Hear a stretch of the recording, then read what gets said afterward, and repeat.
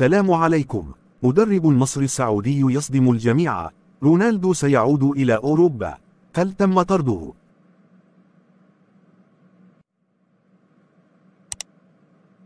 كشف المدير الفني لنادي النصر السعودي رودي جارسيا أن لاعبه الجديد وقائد منتخب البرتغال كريستيانو رونالدو سيعود مرة أخرى إلى قارة أوروبا في المستقبل. وقال جارسيا في تصريحات نقلتها شبكة سكاي سبورتس، وقال: رونالدو إضافة كبيرة وإيجابية لنا في النصر السعودي، هو يساعد في تشتيت مدافع الفرق المنافسة. وأضاف: كريستيانو أحد أفضل اللاعبين في العالم، لن ينهي مسيرته في النصر، سيعود إلى أوروبا. ويلعب رونالدو مع النصر السعودي بعد الانتقال إليه مع بداية فترة الانتقال الشتوية الحالية، بعد فسخ تعاقده بالتراضي مع مانشستر يونايتد قبل انطلاق كأس العالم قطر 2022.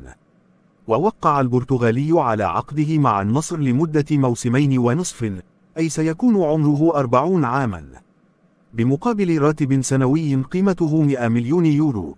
ولكن النادي السعودي لن يكون الخطوة الأخيرة في مسيرة اللاعب وفقا لمدربه الفرنسي.